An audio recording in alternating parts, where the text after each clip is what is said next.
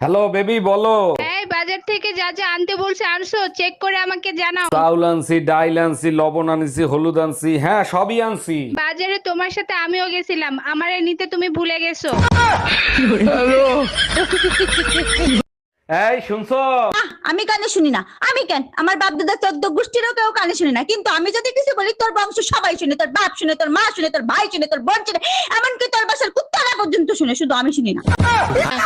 हमको सिर्फ फांसी का सजा चाहिए।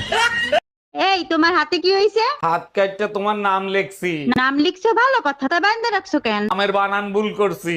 নামের বানান ভুল করছো? কি নাম লিখছো? রুম্পার জায়গায় রুম্পা লেখছি। ওই হাত আমি কাটটা টুকরো টুকরো করে ফেলাবো। Bye bye tata. টুম্পা ভাবির ছেলে তোমার কাছে পড়তে আসে, মার খেইতে আসে না। মায়ের খাওয়ার কাজ করলে মায়ের তো দিবই, জিজ্ঞেস করো কি করছে ও। কি করছো বাবা? আন্টি তোমারে কেন মারছে? আঙ্কেল, আপনিই তো বলছিলেন আব্বার জায়গায় আপনার নাম লিখলে আপনি চকলেট দিবেন।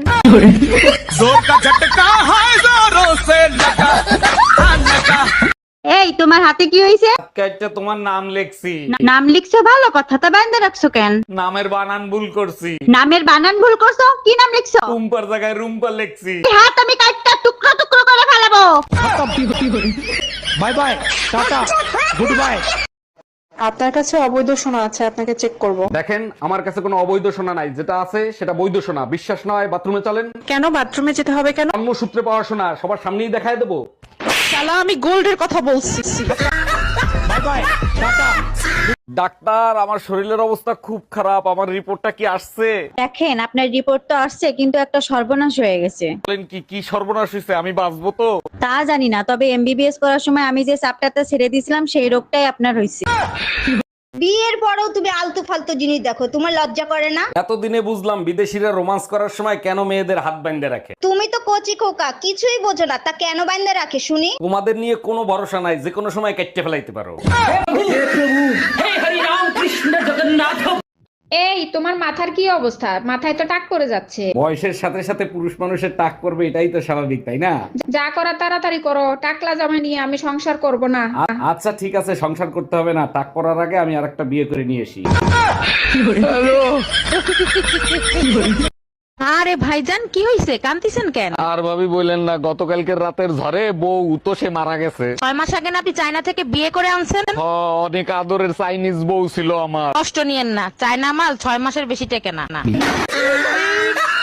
ভাবি শুনলাম এবার শীতে নাকি ভাই থাকবে না, দেশের বাইরে যাবে। আর বলেন না অরুণ ভাই, একটা আনরোমান্টিক লোকের সাথে বিয়ে হয়েছে আমার। থাক ভাবি, আপনি কোনো টেনশন নিয়েন না, এবার শীতে আমি আপনার খেয়াল রাখবো। থাক হইছে, আপনার ভাই শিরছে বড়, আপনি শিরবেন আরো।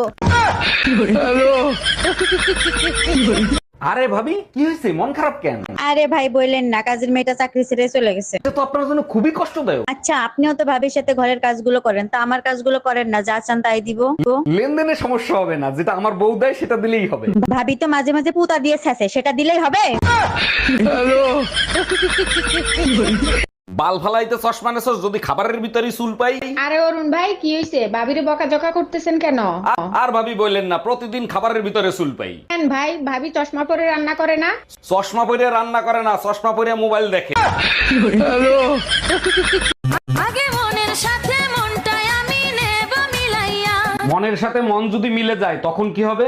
দুটি মনে যদি হয় মিলন, কয় তারে বিয়া, 1 মিনিট, মনের মিলন হইলো কখন?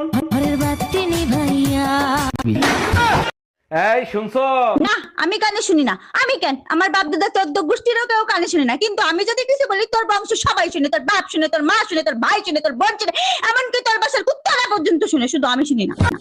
पति है हमको सिर्फ फांसी का सजा चाहिए।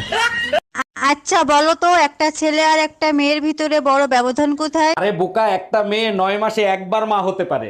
একদম ঠিক বলছো, এই কারণেই তোমাকে নিয়ে আমি গর্ববোধ করি। আর একটা ছেলে চাইলে 9 মাসে 270 বার বাপ হইতে পারে।